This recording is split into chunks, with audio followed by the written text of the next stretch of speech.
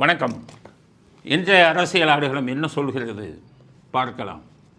முதல் செய்தி, இன்றைக்கி சாரை பற்றின அதிகாரப்பூர்வமான செய்தி வெளியிடப்பட்டிருக்கிறது.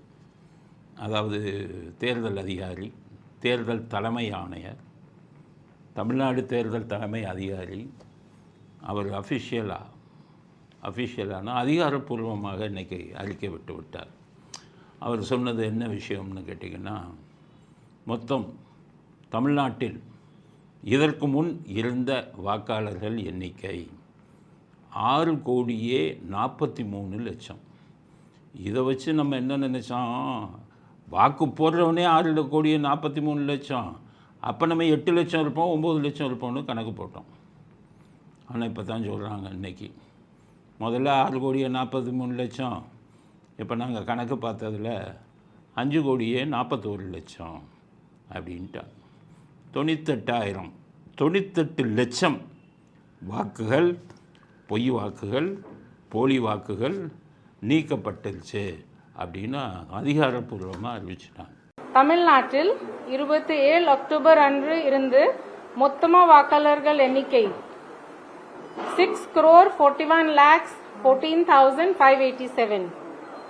இன்று வெளிப்பட்டும் வரைவு வாக்காளர் பட்டியலே மொத்தமாக வாக்காளர்கள் எண்ணிக்கை 5,43,76,755.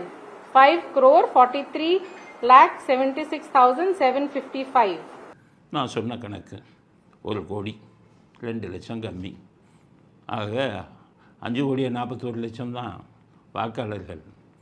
அப்போ நம்ம ஜனத்தொகை எங்கே, தமிழ்நாடு ஜனத்தொகை ஏன்னா இந்த இது இன்னும் எடுக்கலை, சென்சஸ்ஸு 2011 அப்புறம் எடுக்கலை அஃபிஷியலாக. அதனால் இப்போ நம்ம ஜனத்தொகையே 7 கோடி தான் இருக்கும். தமிழ்நாட்டு ஜனத்தொகை 5 கோடி பேர் வாக்காளர்களை வச்சுக்கிட்டு 5,41,00,000 வச்சுக்கிட்டு இத்தனை வருஷமாக 6,43,00,000 ஓட்டை போட்டுக்கிட்டு இருந்திருக்காங்க. அப்போ உண்மையான மக்கள் பிரதிநிதி தத்துவம் என்னாச்சு? ரொம்ப கேவலம்.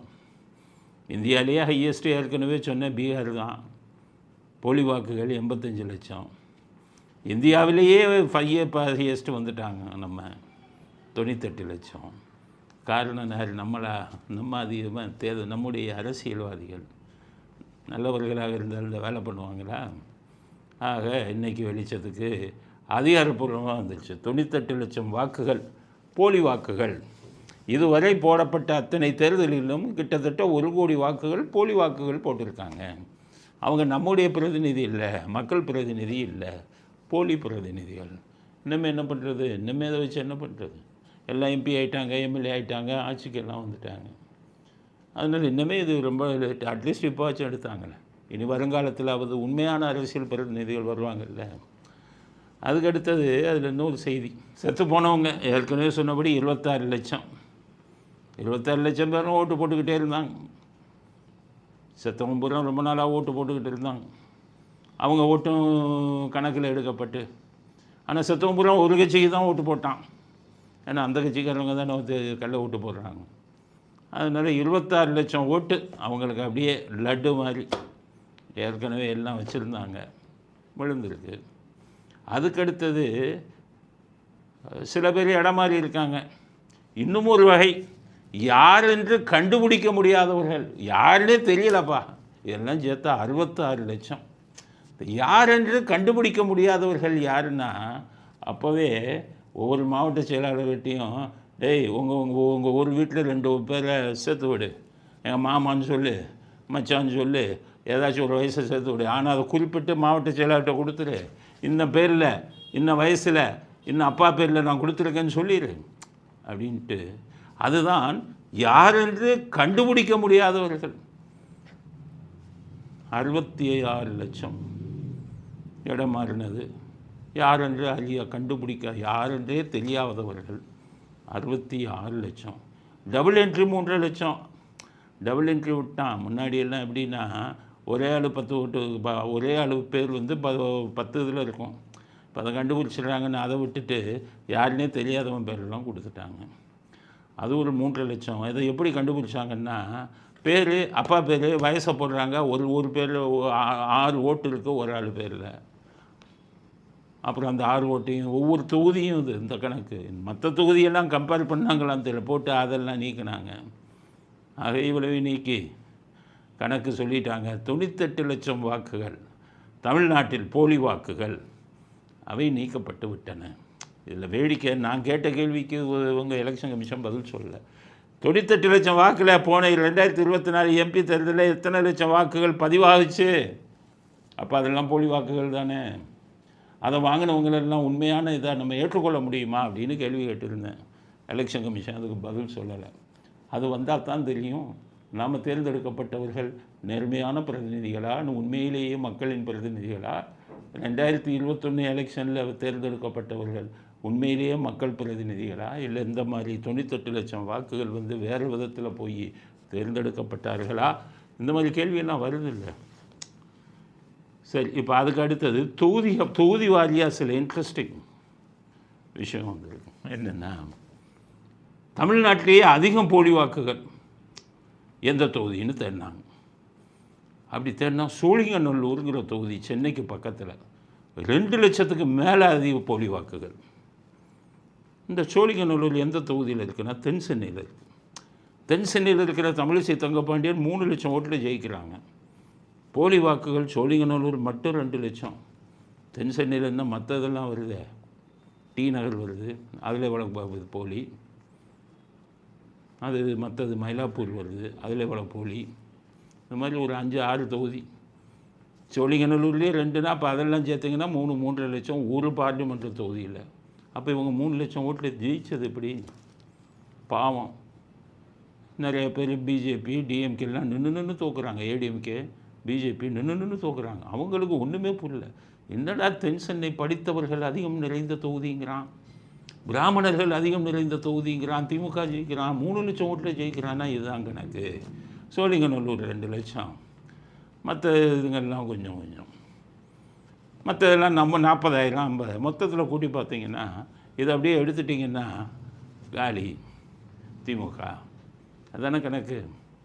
அதுக்கு அடுத்தது முக்கியமான தொகுதி என்னென்னா, இதில் சென்னை முக்கியமான தொகுதி பார்த்துக்குவோம். என்னென்னா, கருணாநிதி எப்போவுமே அண்ணா நகரில் தான் நிற்பார். எம்ஜிஆர் உயிரோடு இருந்தபோது அண்ணா நகரில் தான் நின்னார். ரொம்ப நாள் அண்ணா நகரில் ஆற்காடு வீராசாமி நிற்பார், இல்லைன்னா இவர் நிற்பார். அதுக்கப்புறம் சேப்பாக்கில் தான் நிற்பார். அன்பழகன் நிற்பார், இல்லைன்னா கருணாநிதி நிற்பாங்க. இப்போ உதயநிதி. அது என்ன, அது அது இந்த அண்ணா நகரம் சேப்பாக்கு என்ன அப்படி? இது செல்வாக்கு உங்களுக்கு ரொம்ப கொடிகட்டி பறந்ததோ? ஏன் எப்போ பார்த்தாலும் அவர் அண்ணா நகர், இல்லைன்னா சேப்பாக்கம், அன்பழகன் சேப்பாக்கம், அப்படி இல்லைன்னா இப்போ உதயநிதி சேப்பாக்கம், ஏன் இந்த அங்கேயே போனாங்க அப்படின்ட்டு. இப்போ சேப்பாக்கம் கதை எடுத்தால் 89,000 வாக்குகள் போலி வாக்குகளாம்.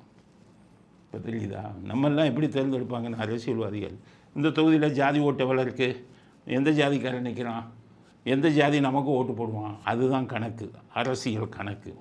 ஆனால் திமுகவோட கணக்கு எப்படி தெரியுமா?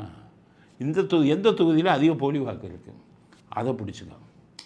அப்போ அண்ணா நகரில் அவர் இது பண்ணிக்கிட்டே இருந்தாருன்னு யாருக்கும் புரியல. இப்போ பார்த்தா அண்ணா நகரில் போலி வாக்குகள் 1 லட்சத்துக்கு மேலே. அதனால தான் அவங்க அண்ணா நகரிலேயே நின்று இருக்காரு. சேப்பாக்கத்தில் 89,000 போலி வாக்கு. அப்போ சேப்பாக்கில் இப்போ உதயநிதி போய் நிற்கிறது காரணம் இது மக்கள் செல்வாக்கு இல்லை, யார் ஓட்டு போடுவாங்க கணக்கு இல்லை, போலி வாக்கு எவ்வளோ இருக்கோ அதை வச்சு தான் அவங்க நிற்கிறாங்க. அப்படின்னா முதலமைச்சர் ஸ்டாலின் குளத்தூரில் நின்னார், அங்கே எவ்வளவு 1 லட்சத்துக்கு மேல் போலி வாக்குகள் நீக்கிட்டான். அப்போ ஏன் அங்கே போய் நின்னார்? போலி வாக்குகள் அங்கே அதிகம். அப்போ நம்ம அதை குளத்தூரில் தானே நிற்கிறோம் அப்படின்னு தான் குளத்தூரில் போய் இவ்வளவு நாளாக அவர் நின்றுருக்காரு. அதுக்கு அடுத்தது பார்த்திங்கன்னா, இது 1000 விளக்கு. எப்போவுமே ஸ்டாலின் 1000 விளக்கில் தான் நிற்பார் அந்த காலத்தில் இருந்து. அப்போ 1000 விளக்கு நின்றுக்கிட்டே இருந்தாங்களே, அங்கே போலி வாக்கு எவ்வளோன்னா 96,000 வாக்கு போலி வாக்கு. அதனால தான் எப்போவுமே ஸ்டாலின் 1000 விளக்குலேயே நின்றுருக்காரு. இதில் கணக்கு நீங்கள் இப்படி தான் பார்க்கணும். எதனால் இந்த தலைவர்கள்லாம் நிற்கிறாங்க? அந்த தலைவர்கள் நின்ன தொகுதி எதுன்னு பார்த்து இதே மாதிரி நான் என்ன சொல்கிறேன், ஒவ்வொரு தலைவனுக்கும் எடுத்தீங்கன்னா கேனூருக்கு எடுங்க, மற்ற தலைவர்களுக்கெல்லாம் எடுங்க, துரைமுருகன் இவங்கெல்லாம் நின்ன தொகுதியை போய் பாருங்கள், எவ்வளோ கள்ள ஓட்டுன்னு பாருங்கள், கூட்டி கழித்து பார்த்தீங்கன்னா அப்போ தான் தெரியும் இவங்கெல்லாம் ஏன் அந்த தொகுதிக்கு போனாங்க. ஆக இதை வைத்து மூலதனமாக வைத்து ஒரு மிகப்பெரிய அளவில் மோசடி நடந்து இவர்களெல்லாம் எம்எல்ஏவாக்கி மந்திரியாகி போயிட்டுருக்காங்க. அப்படிங்கிறது இந்த சார் இதிலிருந்து இப்போ வந்திருக்கு. சரி, சென்னைக்கு வருவோம். சென்னையில் மொத்த வாக்காளர்கள் எண்ணிக்கை 40 லட்சம். உங்களுக்கெல்லாம் தெரியாது, பழைய காலத்து கதை. 1977 எம்ஜிஆர் முதல்ல ஜெனரல் எலெக்ஷன் பொது தேர்தலில் அசம்பிளியில் நின்னார். ரிசல்ட் வந்துக்கிட்டே இருக்குது. நாங்கள் ரேடியோவில் கேட்டுக்கிட்டே இருக்கோம். அனைத்து இந்திய அண்ணாதிமுக வெற்றி, அனைத்து இந்திய அண்ணாதிமுக வெற்றி, வெற்றி வந்துக்கிட்டே இருக்குது. எல்லா இடங்களிலும் வெற்றி, மதுரையில் எல்லா இடங்களிலும் வெற்றி, தஞ்சாவூரில் எல்லா இடங்களிலும் வெற்றி, திண்டுக்கல், இப்படி வந்துக்கிட்டே இருக்கு. அப்போ நாங்கள் சென்னையில் இருக்கிறவங்க நாங்கள்லாம் அப்போல்லாம் டிவியில் நாங்கள் ரேடியோ தான் கேட்போம். அப்போ நாங்கள்லாம் ஆதரவாக என்ன சென்னை சொல்ல மாட்டேங்கிறாங்க, சென்னை அப்படிங்கும்போது சென்னையில் நிலைமை தலைகீழாக மாறியது அவங்க சொல்கிறாங்க. என்னென்னு சொல்லிட்டு சொல்கிறாங்கன்னா, சென்னையில் உள்ள மொத்தம் 14 தொகுதியில் ஆர்கே நகரை தவிர மீதி 11 தொகுதியில் திமுக அபார வெற்றின்னாங்க. அது என்னப்பா, தமிழ்நாட்டு மக்கள் பூரா அப்படி சிந்திக்கிறாங்க, சென்னை மக்கள் மட்டும் மாற்றி சிந்திக்கிறாங்களேன்னு நாங்கள் யோசித்தோம். அப்போ இவங்க திமுக வெற்றி முடிஞ்சோன்னு சொன்னாங்க, சென்னை படித்தவர்கள் அதிகம் நிறைந்த ஒரு நகரம், அங்கே படித்தவங்க எம்ஜிஆரை விரும்பலை. அவள் எம்ஜிஆர் ஒரு சினிமா நடிகர் அப்படிங்கிறத சென்னையில் இருக்கிறவங்க புரிஞ்சுக்கிட்டான். அதனால தான் சென்னை எப்போதுமே எங்களது கோட்டை, எம்ஜிஆர் அங்கே ஒரு சீட்டு கூட ஜெயிக்க முடியாதுன்னா, ஒரே ஒரு சீட்டு தான் ஜெயித்தார். அப்போ எம்ஜிஆரே சொன்னார், இது என்ன சென்னை மக்கள் மட்டும் நம்மளை வெறுக்கிறாங்க, அப்படி இல்லையே, சென்னையில் நம்ம படங்கள்லாம் பயங்கர வசூல் போகுது, ஓட்டு போட மாட்டேங்கிறானேன்னா அவரே ஏமாற்றிட்டான். இப்போ சென்னை நிலவரம் என்ன வந்ததுன்னா, சென்னை மொத்தம் 40 லட்சம் வாக்காளர்கள் பழைய கணக்குப்படி. இப்போ 1/3 15 லட்சத்தை நீக்கிட்டாங்க. இப்போ சென்னையோட வாக்காளர்கள் 25 லட்சம். இப்போ நின்று பாருங்கள், இப்போ நின்று சென்னையை எவ்வளவு ஜெயிக்கிறீங்கன்னு பாருங்கள். சென்னையில் படித்தவர்கள் அதிகம், நீங்களா படித்தவர்கள் என்ன சொல்ல நினைக்கிறாங்கன்னு என்னென்னு பாருங்கள். வேளச்சேரியில் 1.5 லட்சம் ஓட்டு போலி ஓட்டு. அதுக்கப்புறம் விருகம்பாக்கம் எல்லாம் 1 லட்சத்துக்கு மேலே, 1 லட்சத்துக்கு மேலே எல்லாம் கள்ள ஓட்டு. இங்கே 15 லட்சம் காலி. இப்போ என்னென்னு கேட்டிங்கன்னா, மொத்தம் 45 லட்சம் இருந்தது. இப்போ வெறும் 25 லட்சம் வாக்காளர்கள் தான் சென்னையில். இதற்கு முன்னால் 45 லட்சம்னு வச்சுக்கிட்டு இருந்தாங்க. 15 லட்சம் போச்சு.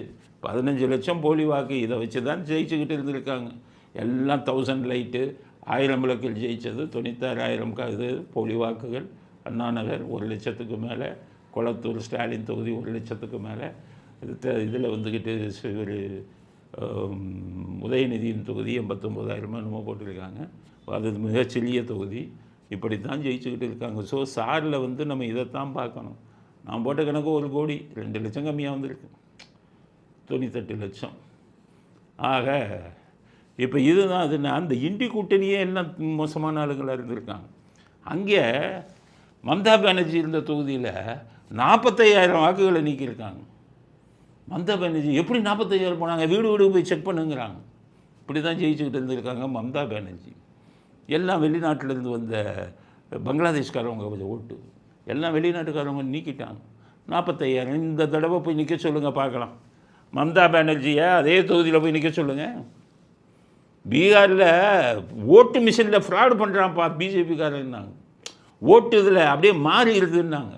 எதுக்கு ஓட்டு போட்டாலும் தாமரைக்கு ஓட்டு போடுதுன்னா, 85 லட்சம் போலி வாக்குகளை பீகாரில் நிறுத்தினா மண்ணை கவிட்டான். எல்லா பேரும் 2 பங்கு மெஜாரிட்டி அவங்க ஜெயிச்சிட்டாங்க. அப்போ இவ்வளோ நாளாக ஊரை ஏமாற்றிக்கிட்டு இருந்தது யார்? இவ்வளோ நேரம் போலி வாக்காளர்கள் வச்சு மோசடி செஞ்சது யார்? எது செஞ்சாலும் மோசடியின் உச்சம் தமிழ்நாடு தான். காரணம், இங்கே 98 லட்சம் வாக்காளர்கள், இல்லாத வாக்காளர்கள் இவ்வளவு நாளாக ஓட்டு போட்டுக்கிட்டு இருந்திருக்காங்க அப்படிங்கிறது இறுதியாக வந்த செய்தி. நல்ல செய்தி நமக்கு கிடைத்திருக்கிறது. இந்த 98 லட்சத்தையும் கழிச்சிட்டு தான் இனிமேல் எலெக்ஷன் நடக்கும். இனிமேல் தான் உண்மையான பலம் தெரியும். எப்படி யார் ஜெயிக்கிறார்கள், யார் ஜெயித்தாலும் இந்த ஓட்டை வச்சு ஜெயித்தாங்கன்னா நீங்கள் உண்மையிலேயே மக்கள் செல்வாக்கு இருக்குங்கிறத ஒத்துக்கிறோம். மோசடி இல்லாமல் ஜெயிங்க, யாராக இருந்தாலும். நீங்கள் பணம் கூட கொடுத்தாலும் பரவாயில்ல. ஒரு உண்மையான வாக்காளர்கள் ஓட்டு போடணும். இதில் இதோடு நின்றுமானு பார்க்காதீங்க. இப்போ இந்த 5,41,000 5 கோடியே 41 லட்சம் இருக்க, இதையும் லிஸ்ட் வச்சுருப்பாங்க. 2 மணி வரை பார்த்துக்கிட்டே இருப்பாங்க யார் யார் போடலன்னு. போடாத ஆளுங்களுக்கு போய் போட்டுருவாங்க. அதனால் எல்லா வாக்காளர்களுக்கும் சொல்கிறாங்க, காலையில் 8 மணிக்கே போய் போட்டுருங்க, இல்லைன்னா உங்களை கள்ள ஓட்டு போட்டுருவாங்க. நீங்கள் போனீங்கன்னா அந்த விஜய் படத்தில் சிலுப்பு கொடுத்த மாதிரி உங்கள் ஓட்டை போட்டு போயிட்டான், நீங்கள் எழுதி இதில் ஓட்டு போடுங்கன்னு ஒரு ஃபார்மை எழுதி கொடுப்பாங்க. நான் தான் எலெக்ஷன் டியூட்டியெல்லாம் பார்த்துருக்கேன். அந்த ஃபார்மை நீங்கள் நினைப்பீங்க நம்ம ஒரு ஓட்டு கொடுத்துட்டோம், ஒரு கவரில் போட்டு கொடுப்போம், அதை கிழிச்சு போட்டுருவோம். அதனால் 8 மணிக்கே எல்லாம் போய் போட்டுருங்க. இந்த 5,41,00,000 மோசடி செய்வது என்பது மிகவும் எளிது. கைரேகை சிஸ்டம் கொண்டு வந்தால் தான் அதில் இன்னும் வரும். அதுலேயும் உங்கள் வாக்குகள் திருடப்படும். உங்கள் வாக்குகளை பிளான் பண்ணி 98 லட்சம் போயிடுச்சு, இருக்கிறவங்க ஓட்ட முன்னாடி போட்டுருன்னு பிளான் நடக்கும். அது மற்ற கட்சிக்காரவங்க யாரும் இதை பற்றி இது பண்ணுறதா இல்லை. சார் இது நடக்கும்போது எந்த கட்சிக்காரங்களும் அந்த அதிகாரிகள் கூட போகல, டிஎம்கேக்காரன் தான் போனான். அதனால் இப்போ மற்ற கட்சிக்காரவங்கெல்லாம் இனிமேலாவது சுதாரித்து எலெக்ஷன் அன்றைக்கி சுதாரித்து எப்படி கள்ள ஓட்டு போடுவாங்கன்னு நான் அப்போ சொல்கிறேன். அதெல்லாம் பார்த்துக்கங்க அப்படிங்கிறது இன்றைக்கி தமிழ்நாட்டுக்கே ஒரு மகிழ்ச்சியான செய்தி கிடைத்திருக்கிறது. போலி வாக்காளர்கள் அனைவரும் நீக்கப்பட்டு விட்டார்கள். இதுவரை இருந்தவர்கள் மக்களால் தேர்ந்தெடுக்கப்பட்ட பிரதிநிதிகள் அல்ல. இதுவரை தேர்ந்தெடுக்கப்பட்டவர்கள் குறுக்கு வழியிலே மோசடியை பயன்படுத்தி தேர்ந்தெடுக்கப்பட்டவர்கள். இனிமேலாவது தமிழ்நாட்டில் ஜனநாயகம் மலரட்டும். அதனால் எல்லோரும் தங்கள் கடமையை உணருங்க, போய் ஓட்டு போடுங்க, காலையிலேயே போய் போட்டுருங்க. இல்லாவிட்டால் உங்கள் வாக்கு இந்த 5,41,00,000 வாக்கும் திருடப்படும் அப்படிங்கிறத தமிழ்நாட்டு மக்களுக்கு செய்தியாக சொல்ல விரும்புகிறோம். அடுத்தது கிறிஸ்துமஸ் விழா அன்னைக்கு நடத்தியிருக்காங்க. திமுகவை சேர்ந்த உதயநிதி அந்த விழாவில் போய் கலந்துட்டார். சமீப காலமாக கிறிஸ்தவ மதத்தின் மேல் அவர் ரொம்ப பாசமாக இருக்கார். என்ன காரணம் அப்படின்னு பார்த்தீங்கன்னா, அவர்கள் மனைவி கிறிஸ்தவர்கள்னு அது மட்டும் காரணம் இல்லை. அவங்க மனைவி கிறிஸ்தவர்களாக இருந்தாலும் இவரும் சொன்னார் நானும் கிறிஸ்தவன் தான். அதெல்லாம் எப்போ சொல்ல ஆரம்பித்தாங்கன்னா, விஜய் என்னைக்கு அரசியலுக்கு வரணும்னு நினச்சிட்டாரோ அப்போவே கிறிஸ்தவர்கள்னு ஜாலர் அடித்து பேச ஆரம்பிச்சிட்டாங்க. இப்போ கூட இவ்வளவு இதாக போய் அங்கே கலந்துக்கிறாங்கன்னா காட்டுறது கிறிஸ்தவர்கள்லாம் விஜய்க்கு போட்டுருவாங்களோங்கிற பயம். ஓட்டெல்லாம் நான் சிறுபான்மையினர் வாக்குகள் பெரும்பகுதி விஜய்க்கு போயிருமோங்கிற பயம். அதனால் கிறிஸ்தவர்களை திருப்திப்படுத்த, கிறிஸ்தவர்களை சமாதானப்படுத்த அங்கே போய் அந்த விழாவில் கலந்துருக்காரு, கிறிஸ்மஸ் விழாவில். ஆனால் நான் என்ன சொல்கிறேன்னா, நீங்கள் கலந்துக்கிட்டது தப்பு இல்லை. கிறிஸ்தவ மதம்ங்கிறது ஒரு புனிதமான மதம். அதில் இருக்கக்கூடிய பல விஷயங்கள் ரொம்ப ரொம்ப நோபல் காசஸ். நானே சொல்லுவேன் சில சமயத்தில், கிறிஸ்தவ மதத்தில் இருக்கும் கிறிஸ்தவர்கள் அனைவரும் அந்த இயேசு சொன்ன இது மட்டும் ஃபாலோ பண்ணாங்கன்னா நாடு எங்கேயோ போகணும். அது மிக உயர்ந்த கொள்கைகளை கொண்டது. ஆனால் அது முக்கால்வாசி பேர் அதை ஃபாலோ பண்ணுறதில்ல. ஆனால் இவர் என்ன சொல்கிறாரு, உதயநிதி அந்த கிறிஸ்மஸ் விழாவில் போய் கிறிஸ்தவ கொள்கையும் திராவிட கொள்கையும் ஒன்று, எங்கே போய் திராவிடத்தை முடிச்சு போடணுன்னே தெரியல. திராவிட கொள்கையை நாங்களும் ஒன்று பாங்கிறார், கிறிஸ்தவ மதமும் நாங்கள். இப்போ இது இவர் என்ன சொன்னார், இயேசு கிறிஸ்து அவரை சிலுவையில் அறையும் போது, தேவனை தெரியாமல் அவர்கள் செய்யும் தவறை மன்னித்து விடுனார். அது எவ்வளோ பெரிய இது. கிறிஸ்தவமும் திராவிடமும் ஒன்றுங்கிறாங்களே, ஒரு கண்டத்தில் அறைந்தால் மறுகண்டத்தை திருப்பி காட்டுங்கிறார். கிறிஸ்தவமும் திராவிடமும் ஒன்றுங்கிறாங்க. ஆளையே காலி பண்ணிடுவாங்க. ஏதாச்சும் பேசுனா பொய் எஃப்ஐஆர் போட்டு ஜெயிலுக்கு தள்ளிடுவாங்க. நீங்களும் கிறிஸ்தவ மதமும் ஒன்றா, திராவிடமும் கொள்கையும் கிறிஸ்தவ கொள்கையும் ஒன்றா? மனசாட்சி இல்லையா? அநியாயம் செய்வதற்கும் அக்கிரமம் செய்வதற்கும் பயப்படவே மாட்டேங்கிறீங்களே. ஒரு கன்னத்தில் அஞ்சா மறுகன்னத்தில் திருப்பி காட்டுற ஆளா நீங்கள்? எடுத்தோன்னே கன்னத்தில் அறைவதே நீங்கள் தானே. அடுத்தது என்னென்னா, நீங்கள் இவ்வளவு சொல்கிறீங்க கிறிஸ்தவ கொள்கையும் இந்த திராவிட கொள்கையும் ஒன்றுங்கிறீங்க.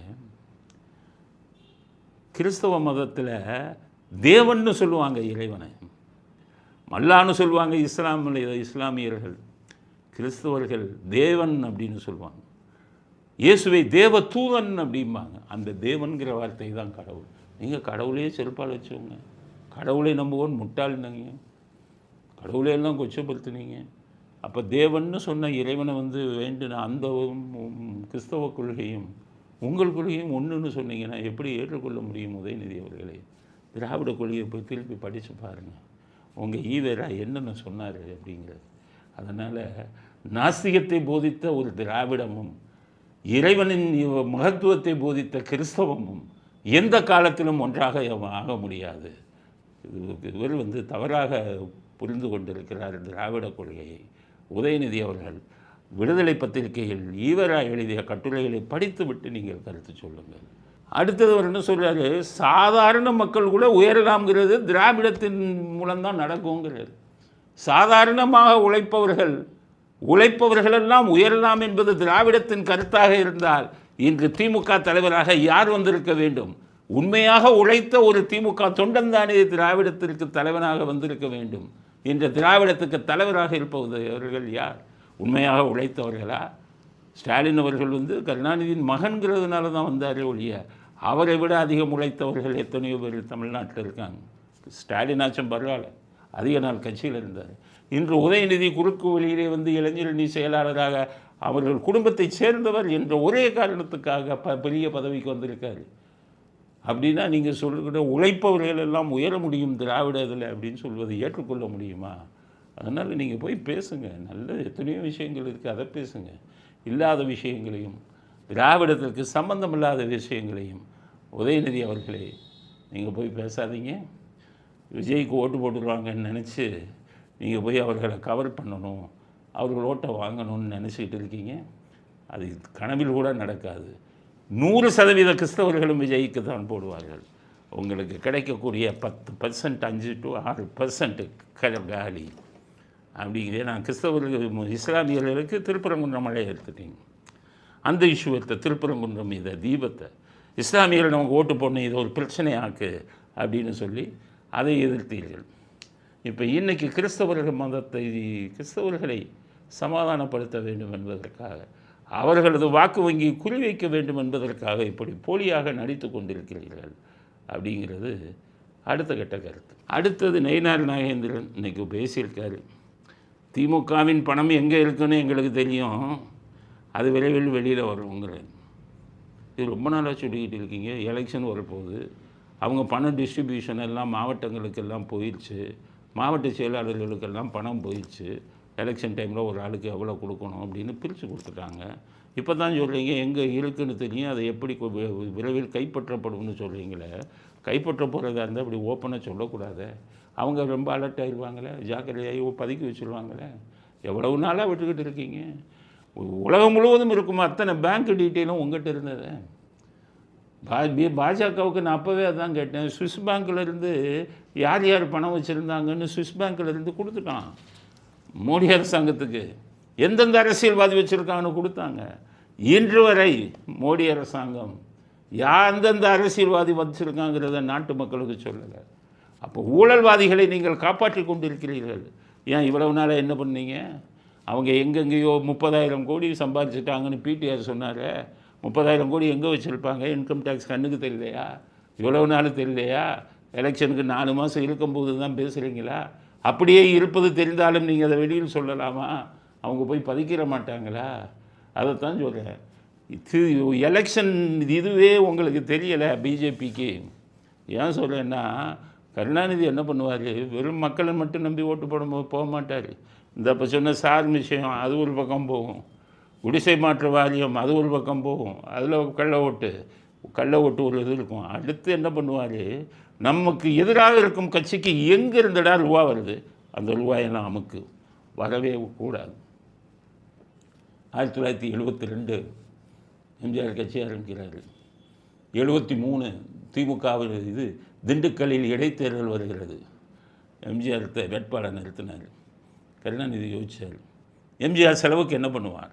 இப்போ நயினார் முகமது பாயிண்ட்டு போகிறார். நயினார் நாகேந்திரன் எம்ஜிஆர் எப்படி செலவு பண்ணுவார், இவர் யார் யாருக்கு பணம் கொடுப்பார் எல்லாம் தெரிஞ்சு வச்சுருந்தார்.